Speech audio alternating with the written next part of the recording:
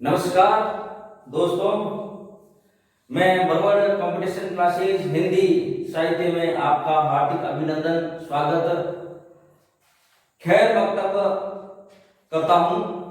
आज मैं हिंदी साहित्य के इतिहास के कुछ महत्वपूर्ण तथ्यों के बारे में बात करूंगा। जहां मैंने छोड़ा है वहां से शुरू करूंगा। आज मैं हिंदी साहित्य इतिहास के लेखन स्रोत के बारे में बात करूंगा। उससे पहले मैंने नागरिक प्रचारणी सभा और हिंदी आलोचना के महत्वपूर्ण तथ्यों के बारे में मैंने बात की थी और आज मैं वापस उसी कड़ी में आया हूं। काव्य शास्त्र की मेरा वीडियो साथ साथ में चलता है, उसको भी देखते रहिए और हिंदी साहित्य के इतिहास के भी महत्वपूर्ण तथ्यों को मैं लेकर हर रोज एक वीडियो लेकर आता हूं और हर रोज एक काव्य शास्त्र का भी वीडियो मैं लेकर आता हूं। आप इस वीडियो को ज्यादा से ज्यादा लाइक करें, शेयर करें, सब्सक्राइब करें, कमेंट करें। मेरा भी हौसला बुलंद रहेगा और मैं महत्वपूर्ण तथ्यों को लेकर रोजाना आपके सामने हाजिर होऊंगा। आज का महत्वपूर्ण तथ्य है हिंदी साहित्य के इतिहास लेखन के महत्वपूर्ण स्रोत कौन से हैं हिंदी साहित्य इतिहास लेखन के, उनके बारे में मैं थोड़ा जिक्र करूंगा महत्वपूर्ण तथ्यों के साथ। मैं डॉक्टर रामकुमार वर्मा से शुरू कर रहा हूं। डॉक्टर रामकुमार वर्मा ने शोध प्रबंध हिंदी साहित्य का आलोचनात्मक इतिहास लिखा। हिंदी साहित्य का आलोचनात्मक इतिहास, हिंदी साहित्य का आलोचनात्मक इतिहास लिखा सन 1938 में।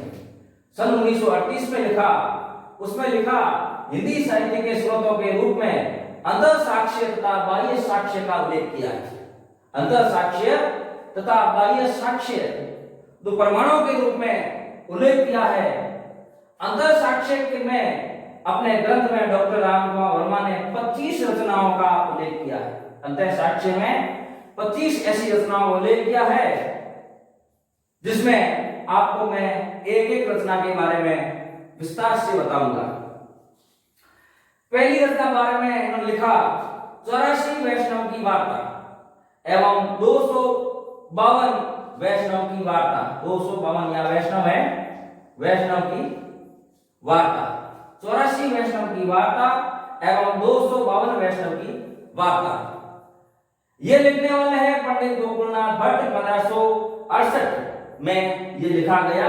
इनको अपने स्रोत के रूप में डॉक्टर रामकुमार वर्मा ने माना।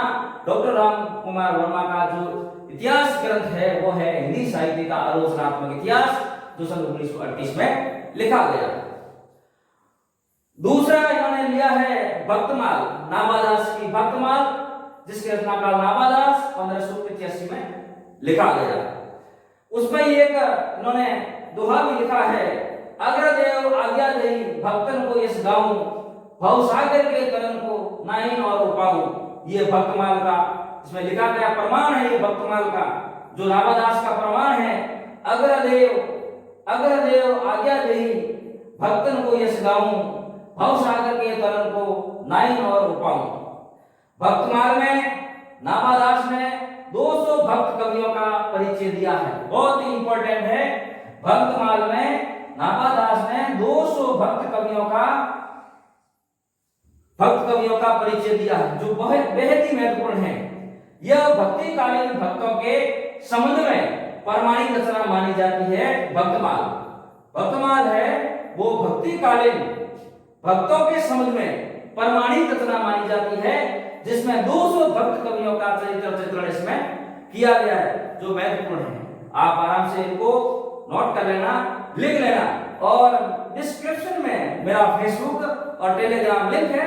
टेलीग्राम में आपको इसकी जो पीडीएफ है वो मिल जाएगी। आप उनको डाउनलोड कर लेना। डाउनलोड करके भी आप देख सकते हैं इनको। आगे मैं बात करूंगा भक्तमाल के बारे में। इसके पूर्वार्ध में कलयुग से पहले के भक्तों का परिचय है। भक्तमाल के पूर्वार्ध में कलयुग से पहले के भक्तों का परिचय है और उत्तरार्ध में मध्यकालीन में भक्तों और संतों का संक्षिप्त परिचय है। भक्तों और संतों का संक्षिप्त परिचय है।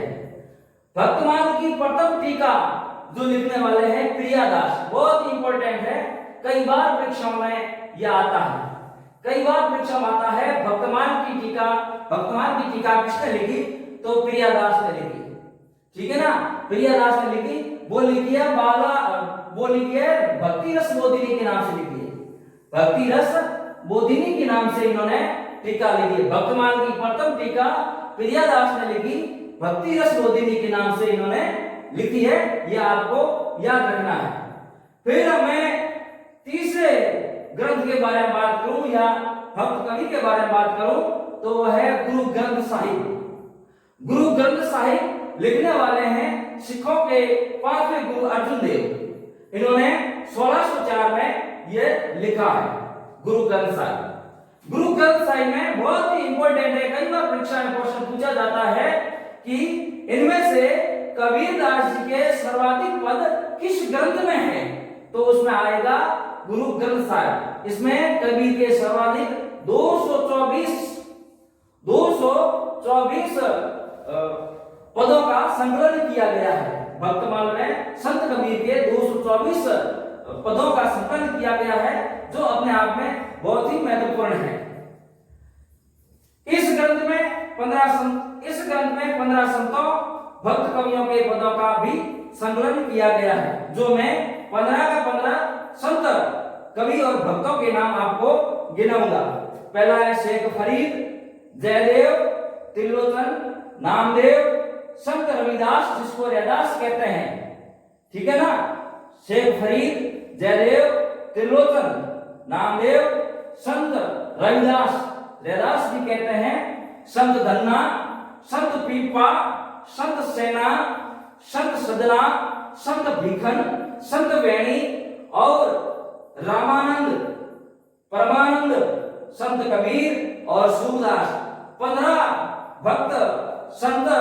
भक्तों और संत कवियों का परिचय इसमें किया गया है। इसमें प्रियादास द्वारा रचित भक्ति रस बोधिनी नाम से टीका लिखी गई नहीं, इसमें गुरु ग्रंथ साहिब में लिखा गया है। गुरु ग्रंथ साहिब में 15 कवियों और भक्तों का जिक्र किया गया है। नमस्कार मित्रों, आज इतना ही। मैं अगले वीडियो में आपके साथ और हाजिर होऊंगा हिंदी साहित्य के इतिहास स्रोत के लेखन के बारे में। जब तक मुझे इजाजत दीजिए। मेरे वीडियो को ज्यादा से ज्यादा लाइक करें, शेयर करें, कमेंट करें। मैं आपका अति आभारी रहूंगा। नमस्कार।